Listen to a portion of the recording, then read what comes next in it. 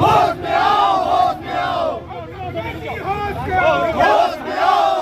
जय श्री राम, जय श्री राम, जय श्री राम, जय श्री राम। ममता बनर्जी मुर्दाबाद, मुर्दाबाद, मुर्दाबाद। दिखाते हुए ये कार्यकर्ता बिल्कुल बिल्कुल वेस्ट बंगाल में जिस तरीके से हिंदुओं पर अत्याचार हो रहा है और वहाँ के सरकार ममता बनर्जी कुछ नहीं कर रही है, वहाँ राष्ट्रपति शासन लागू होनी चाहिए। राष्ट्रपति शासन की बात नहीं कर रहे हैं आप लोग, कितने खिलाफ? बिल्कुल खिलाफत है। जिस प्रकार से वक्फ बोर्ड के कानून में संशोधन हुआ है और उनके माध्यम से हिंदुओं को जो वहाँ निशाना बनाया जा रहा है, ये अत्यंत निंदनीय है। ये ममता सरकार के इशारे पे हो रहा है। और चाहते क्या है ममता बनर्जी? लगातार ऐसा है कि वो जब पश्चिम बंगाल को इस्लामिक स्टेट बनाने में लगी हुई है और ये चीज बर्दाश्त भारतवर्ष नहीं करेगा। इसलिए हम लोगों की जोर मांग है कि ममता बनर्जी की सरकार को बंद करके राष्ट्रपति शासन लगाया जाए और वहाँ पर जो अत्याचार हो रहा है उसको बंद किया जाए। दंगाइयों को क्या चेतावनी दीजिएगा? उनको चेतावनी है, उनको पकड़ के तो जहाँ के भी उनको पर्याप्त कठिन से कठिन सजा दी जाए, फांसी पे लटकाया जाए ऐसे लोगों को जो इस राष्ट्र की अस्मिता से खिलवाड़ कर रहा है। किया गया जीपीओ क्या मुख्य उद्देश्य है और कितने लोग यहाँ पे सम्मिलित हुए हैं और कई संगठन के लोग उपस्थित रहे, वो आपके साथ में है, क्या संदेश देंगे? आज ये लोग यहाँ पर उपस्थित हुए, इसका मुख्य उद्देश्य था जो पश्चिम बंगाल में हिंदू पलायन कर रहा है, जो हिंदुओं के साथ नरसंहार हो रहा है और ममता सरकार वहाँ पे चुप बैठी है, वो कोई कदम नहीं उठा रही है। इसलिए हम लोग जो है मांग करते हैं मोदी सरकार से कि वहाँ पर तत्काल राष्ट्रपति शासन लागू होना चाहिए। धारा 356 अनुच्छेद के तहत तुरंत वहाँ पे एक्शन में आना चाहिए, वहाँ पे तुरंत कार्रवाई होनी चाहिए, क्योंकि अब कितना हिंदू वहाँ से पलायन कर चुका है, उसके घर लूट लिए गए, दुकानें लूट ली गई, बहन बेटियों के साथ व्यभिचार हो रहा है। इस कदर मतलब क्या ये हिंदुओं की सरकार नहीं है? हम लोगों ने हिंदू की सरकार बनाई थी, हिंदू की सरकार के नाते मोदी जी को सीट पे बैठाया था। आज मोदी की सरकार में हिंदू पलायन के लिए मजबूर हो रहा है अपने ही देश से। राज्यपाल भवन तक आप लोग गए, उसके बाद में घूमा, क्या ज्ञापन के रूप में आपने दिया? हमने राष्ट्रपति शासन की मांग की है और मुझे लगता है कि वहाँ पे राष्ट्रपति शासन लागू होना चाहिए। जब वहाँ पे आप सोचिए कि राज्यपाल को जाने के लिए प्रतिबंधित कर दिया गया कि राज्यपाल नहीं जा सकता है, किसी ढंग से वो पहुंचा, लोगों पीड़ित लोगों से मिला, उन्होंने रिपोर्ट भी भेजने के लिए कही है। तो मैं तो चाहता हूं कि जल्द से जल्द सरकार वहां पे राष्ट्रपति शासन लागू करे और हिंदुओं की सुरक्षा। ममता बानो मुर्दाबाद के नारे लगे, उसका मुख्य उद्देश्य वहाँ पे जो भी रोंगिया जो भी बांग्लादेशी जो घुसपैठियाँ हैं, जो उनका वोट बैंक है, उससे स्पष्ट साबित होता है कि ममता बनर्जी नहीं, ममता बानो ही है।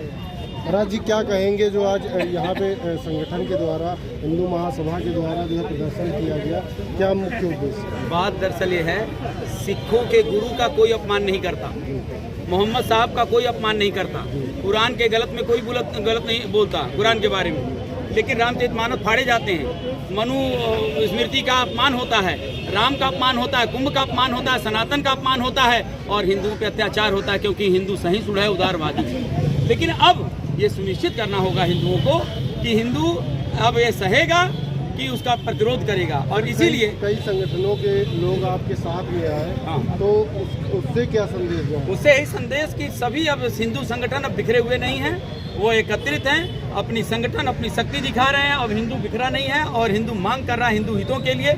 अब सरकार को हम बना रहे हैं लेकिन हिंदू हित को कोई कर नहीं रहा है। संगठन अनेक है, लक्ष्य ठीक, थैंक यू।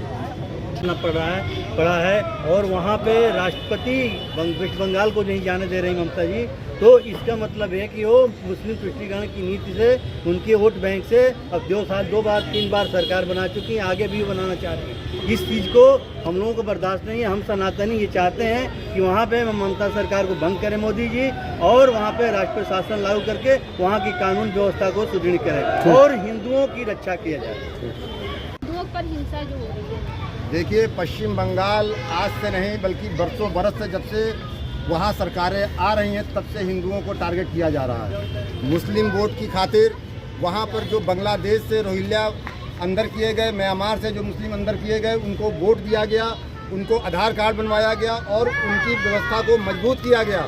आज हालात ये हैं कि वहाँ पर पश्चिम बंगाल में 30% से ज़्यादा मुसलमान हो चुके हैं और आज की तारीख में जब हिंदू एकजुटता के साथ पूरे भारत में एकजुट हो रहा है तो ममता बनर्जी, जिनको अब ममता बानो के नाम से जाना जाता है, उनको ये खतरा पैदा होने लगा कि आज अगर इस तरह के हालात रहे तो ये सरकार हमारे हाथ से चली जाएगी।